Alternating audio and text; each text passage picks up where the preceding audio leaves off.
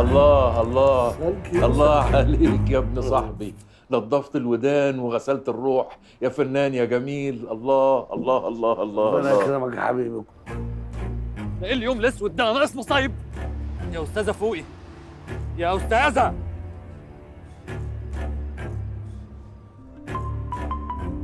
ثانية واحدة. ايه شوشو انت فين يا حبيبي؟ لا يا فندم انا مش شوشو. نعم. الو. مين حضرتك؟ انا بس كنت عايز اقول لحضرتك ان انا كنت سايق العربيه فهمت. حضرتك يعني لقيت التليفون ده وبتدور على اصحابه، وطبعا انت مشكور وفي صباح الفل كل سنه وانت طيب كل حاجه. لا هو التليفون ما ضاعش، هو بنت حضرتك معايا في العربيه. نعم يا اخويا. يا لهوي، حادثة ايه يا عبد الله؟ حادثة ايه؟ بنتي جرى لها حاجة؟ حادثة ايه يا ماما؟ استني يا ايناس ان شاء الله ما فيش حاجه ان شاء الله. بالراحه ما انا رايحه اهو، ما تفزعيش البنات بقى. بنات ايه دلوقتي؟ حرام عليك، انتوا فين؟ والبنت جرى لها ايه؟ اجيلكوا فين واعمل ايه؟ يا ناس انا هقفل التليفون. الله. خير خير خير استر يا رب، استر يا رب. خير. فين ام المفتاح؟ بسم الله.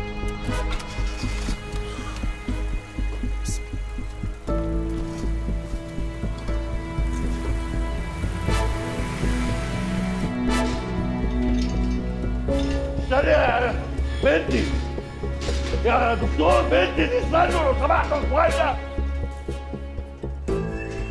خير الموضوع بسيط جدا ان شاء الله. خير ايه حضرتك؟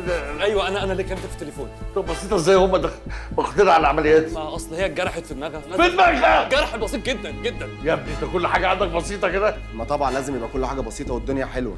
مش عارف يا باشمهندس ده يبقى مين؟ لا عارف يا يوسف، الاستاذ هو اللي قبض بنتي، ويشكر جدا على ان هو شالها وجابها لحد هنا وما سمعش تنزل لحد ما تموت، واتصل بيا كمان. يشكر ولا لا؟ استاذ مازن حضرتك نورت المستشفى، ممكن بس صورة ايه؟ انا حضرتك شايف انا في ايه دلوقتي؟ اتفضلي يا فندم، اتفضلي. انا اسف. ايه يا رضوى وصل؟ لا يا ريس، بس كلمنا امن البوابات وقالوا لنا ان هو دخل من ساعه ونص وخرج تاني وكان معاه كلموا معاه مين؟ معاه واحده ست في العربيه. واحدة ست؟ ست مين دي يا عادل؟ يا رب استر يا رب استر. عبد الله ايه يا ماما؟ ايه دي يا حبيبتي؟ انا مش طمنتك في التليفون. لا انت ما طمنتنيش، انت كدبت عليا، قلت لي البنت كويسه وهي بتعمل عمليه دلوقتي. يا بابا قول لنا الحقيقه الله يخليك. يا حبيبتي مفيش حاجه، اهدوا بس، بقول بسيطه ان شاء الله، جرح في دراعها غزتين وخلاص. جرح في دراعها وتدخل العمليات يا بابا؟ يا جماعه اطمنوا، بسيطه. يوسف وانت دكتور عشان تفتي دي كمان؟ مش عايزين توتر بقى، قلنا حاجه بسيطه وخلاص. هم بس عاملين شويه مناظر وشويه طباكه كده علشان الاخ اللي خبطها طلع انه وهو فين الزفت اللي خبطها ده؟ اتصرف يا عادل، اتصرف، اعمل اي حاجه. اتصرف ايه يا ابني؟ انا فاضل لي نص ساعه على الهوا. يا سيدي دخل اي حد مكاني يقول لهم ان انا عملت حادثه ونقلوا لي الزفت المستشفى. مستحيل يا ابني. انا ليه؟ قبل العمليه تروح فين؟ الكوفير؟ مفيش تحرش ولا حاجه يا فندم. الكلام اللي قالته بنتي ده ملوش اي اساس من الصح.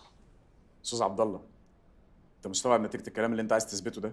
لا طبعا مش مستوعب يا فندم، وبعد اذن سعادتك انا وكيل المتهمه وانا الوحيد اللي ممكن اتكلم. حضرتك بعد اذنك يا استاذ شوقي، انا ابوها وانا اضرب مصلحتها. ايوه عشان حضرتك تعرف مصلحتها تقوم تورط نفسك مكانها. ومين قال يا فندم ان النيابه هتاخد بالاعتراف ده؟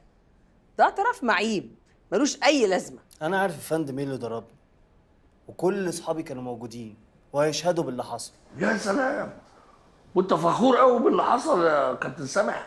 هيرضي غرورك يعني وهتبقى مبسوط وانت واقف قدام السيد وكيل النيابه وبتقول له ان لا مؤاخذه يعني اللي شلوحتك دي بنت قدام زمايلك كلها كسرت دراعك؟ بنت؟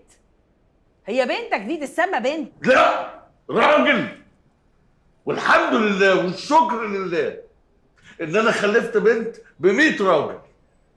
الحمد لله يا رب ان انا مش واقف وقفه حضرتك دلوقتي وبحاول الاحق على الراجل اللي انا خلفته على حساب سمعه وشرف البنات. شرف؟ شرف ايه يا راجل انت؟ اديك قلتها بلسانك اهو يا استاذ عبد الله، شرف البنات دي معناها ان حضرتك عارف اللي حصل.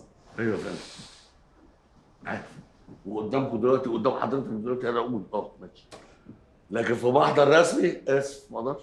ليه؟ ما اقدرش يا فندم، ما اقدرش ادوس على سمعه وكرامه بنت مسكينه غلبانه زي مريم. حط الكلام ده في محضر رسمي عشان في الاخر اطلع اتباهى بان بنتي دفعت عنها الدراع.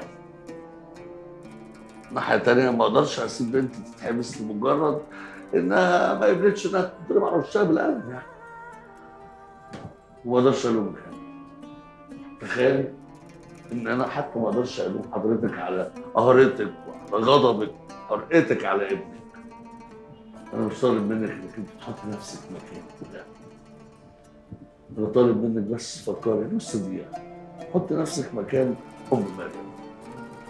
فكري كده والبنت بتخليك مش بدراع مكسور، بكرامة متهانة، بشرف منداس.